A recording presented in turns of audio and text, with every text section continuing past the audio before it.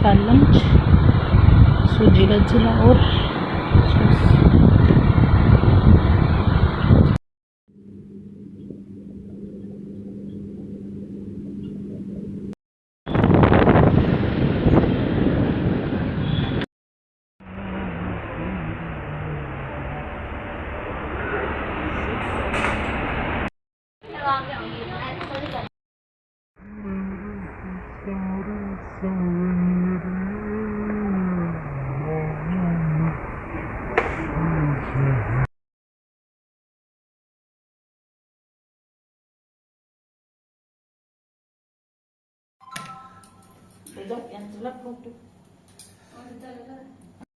Hello दोस्तों, welcome to my channel. कैसे हैं आप सब? आई होप आप सभी अच्छे होंगे, खुश होंगे। तो आज हम बात करते हैं संस्कृत विषय की। हमने बहुत सारे विषय की बहुत बातें कर ली है, पर संस्कृत की बातें हमने नहीं की। तो ये मेरे ही नोट्स है जो संस्कृत के मैं आप लोगों के साथ में शेयर कर रही हूँ। तो ये इनकी अगर हिंदी आप लोगों को आएगी तो जो भी गद्यांश आएगा हमारे संस्कृत के अंदर, अगर उसमें ये शब्द आएंगे तो हमें आसानी होगी कि उसको हम ट्रांसलेट कर पाएँ अच्छे से। तो सबसे पहले आप देख सकते हैं, सदा को हमेशा कहते हैं, अकस्मात को अचानक कहते हैं, द्रुत को शीघ्र या जल्दी कहते हैं, अन्यत्र को दूसरे स्थान पर कहते हैं, अचिरेण और अचिरम अचिरात इसको शीघ्र कहते हैं। प्रातः है व प्रातः, ये प्रातः काल यानी सुबह का होता है। कुतः यानी होता है कहाँ से। कथम का अर्थ होता है कैसे, क्यों, किस प्रकार। इथम का अर्थ होता है इस प्रकार। किम अर्थ यानी क्यों। कदापि यानी कभी, किस समय। इतस्तः का अर्थ होता है इधर उधर। धिक का अर्थ होता है धिक्कार। चिरम का अर्थ होता है देर तक। नमः का अर्थ होता है नमस्कार। स्नेह का अर्थ होता है धीरे। ऊंचाई का अर्थ होता है जोर से या ऊंचे स्वर से। नीचे का अर्थ होता है नीचे, धीरे से या मंद गति से।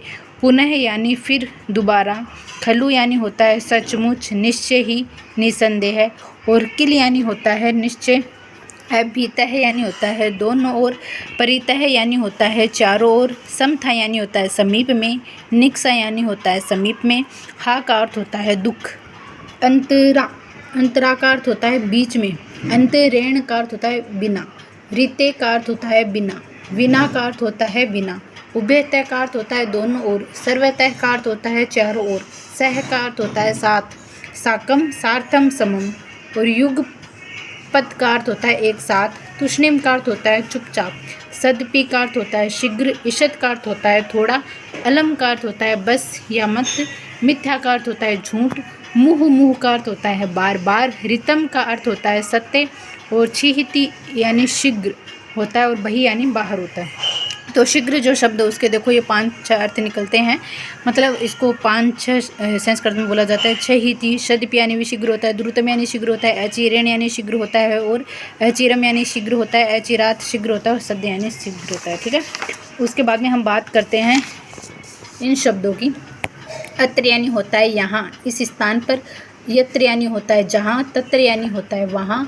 कुत्र का अर्थ होता है कहाँ। इह का अर्थ होता है यहाँ। इतः का अर्थ होता है यहाँ से। ततः का अर्थ होता है कहाँ से, वहाँ से। कुतः का अर्थ होता है कहाँ से। यतः का अर्थ होता है जहाँ से। सर्वत्र का अर्थ होता है सब जगह। अत्रेण का अर्थ होता है यहाँ ही। अब ये एन लग रहा है ना, तो ही आ रहा है शब्द आगे। ठीक है। तत्रेव यानी होता है वहाँ ही। और यत्रेव यानी होता है जहाँ ही। अद्य का अर्थ होता है आज। स्वह का अर्थ होता है आने वाला कल। हेय का अर्थ होता है बीता हुआ कल। कदा यानी होता है कब। तदा यानी होता है तब। यदा यानी होता है जब। तावत का अर्थ होता है तब तक। यावत का अर्थ होता है जब तक। और अद्यतेव का अर्थ होता है आजकल। अधुना का अर्थ होता है अब। इदानीम का अर्थ होता है इस समय। अधुनेव का अर्थ होता है अभी। सांप्रतम का अर्थ होता है इसी समय। संप्रति का अर्थ होता है अभी। सद्य का अर्थ होता है शीघ्र। और कवित का अर्थ होता है कहीं। कुत्रियत का अर्थ होता है कहीं। अनिशम का अर्थ होता है लगातार। और नूनम का अर्थ होता है निश्चय ही। एव का अर्थ होता है ही। त्रिही का अर्थ होता है तो। पूरा का अर्थ होता है प्राचीन काल। अतीव का अर्थ होता है अत्यधिक। किम का अर्थ होता है क्या। मर्षा का अर्थ होता है झूठ। स्व का अर्थ होता है अपना। और कीमुत का अर्थ होता है और क्या। अध का अर्थ होता है इसके बाद। कदाचित का अर्थ होता है किसी समय। और क्वचित का अर्थ होता है कहीं। सहसा का अर्थ होता है अचानक। एवं का अर्थ होता है इस प्रकार। सम्यक का अर्थ होता है अच्छी तरह। और अन्येधु का अर्थ होता है दूसरे दिन। और का निश्चित का अर्थ होता है कोई। माँ का अर्थ होता है मत, नक्तम का अर्थ होता है रात्रि में दिवा, यानी दिवा का अर्थ होता है दिन में, नक्तम का अर्थ होता है रात्रि में, दिवा का अर्थ होता है दिन में, अद किम यानी हाँ तो क्या, रितम का अर्थ होता है सत्य, नाना का अर्थ होता है विभिन्न, नाना प्रकार की यानी बोलते हैं विभिन्न प्रकार की है, क्वचित यानी कहाँ, आरात यानी दूर या समीप, असकृत यानी कई बार, अध्य यानी होता है नीचे और लिखित आता है ना तो अध्य यानी नीचे यही होता है, यत यानी होता है चूंकि, तत् यानी होता है इसलिए, अतएव, तू यानी तो, संप्रति यानी अब, संप्रति यानी होता है अब, यथा यानी जिस प्रकार, और तथा यानी होता है उस प्रकार, वृथा ये यानी बेकार, अचानक को अकस्मात भी बोलते हैं और सहसा भी बोलते हैं। फिर आता है प्रकामम यानी पर्याप्त, सम्यक यानी भली भांति, समीचीनम यानी ठीक, ध्रुवम यानी निश्चय, इवह यानी सम्मान, सकृत यानी एक बार, किमपि यानी कोई भी, तदापि यानी फिर भी, तथैव यानी वैसे ही, पूर्णतः यानी सामने या उत्तर। ठीक है, उसके बाद में ये कुछ है जो प्रथम व्यक्ति से तृतीय व्यक्ति में बदला जाता है। जैसे ये सह आता है तो ये पुल्लिंग के लिए प्रयोग किया जाता है, इसका तेन बन जाता है। ये सा आता है जो स्त्रीलिंग के प्रयोग किया जाता है, ये तया बन जाता है। अहम का मया बन जाता है, भवान का भवता बन जाता है, त्वम का तव्या बन जाता है, ते का ते बन जाता है, पिता का पित्रा बन जाता है, बालका का बालके है बन जाता है, खगा का खगे बन जाता है, कृष्कह का कृष्कैण बन जाता है, बालह का बालके है बाल्य है बन जाता है, क्रीडका का क्रीडके है बन जाता है, और गुरु है का गुरु नाम बन जाता है। सज्जन है यानी सज्जनेन बन जाता है, शर्मिका यानी शर्मिकेन बन जाता है, जनाहा यानी जने है बन जाता है, और कोषाध्यक्ष का कोषाध्यक्षेण बन जाता है, अध्यापका का अध्यापकेन बन जाता है, मेघा का मेघे है बन जाता है, गजाह का गजे है बन जाता है, मालाकार का मालाकारेण बन जाता है, चित्रकार का चित्रकारेण बन जाता है, भवान का भवता बन जाता है, चौराहा का चौरे बन जाता है, शर्मिका का शर्मिकेन बन जाता है, भक्तः का भक्तेन बन जाता है, मध्यपय का मध्यपेन बन जाता है, दुर्जन का दुर्जनेन बन जाता है, गुरुवह का गुरु भी बन जाता है, वधु का वधुआ बन जाता है, और बाला का बाल्या बन जाता है। यूयम होता है, यूयम का बनता है युष्मा भी, वयम का अस्मा भी, आवाम का आवा भायाम, ताह का ता भी, तमह का तमसा, और अयम का अनेन, ऐशह का अतेन, और ऐशा का अत्या, इयम यानी अन्या, एतो यानी एताभ्याम, इमो यानी आभ्याम, अते यानी एतानानाम, एताभ्याम।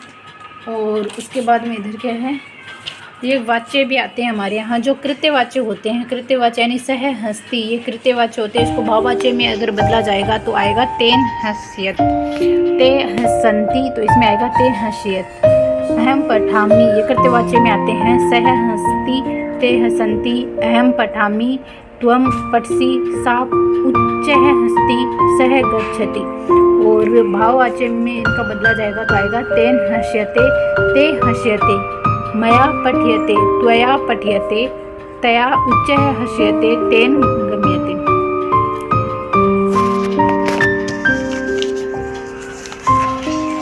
और इसमें ये कुछ रूल्स भी हैं जो लिखे हुए हैं। उसके बाद में ये है कुछ पुल्लिंग के लिए प्रयोग होता है। क है कम, केन, कस्मे, कस्मात, कस्य, कस्मिन। और स्त्री के लिए प्रयोग होते हैं का, काम, कया, कश्य, कश्याः, कश्याः, कश्याम। और ये नपुंसक लिंग के लिए प्रयोग होते हैं फलम, फलम, फलेन, फलाय, फलात, फलस्य, फलित। और ये जब हम ट्यूशन करते हैं क है यानी कौन पुल्लिंग में, का अर्थ होता है कौन स्त्रीलिंग में, किम का प्रयोग किया जाता है क्या यानी नपुंसक लिंग में, कति का अर्थ होता है कितने, पुत्र का अर्थ होता है कहाँ, कथम का अर्थ होता है कैसे, किमर्थ का अर्थ होता है क्यों, कुतः का अर्थ होता है कहाँ से, कियत यानी होता है कितना।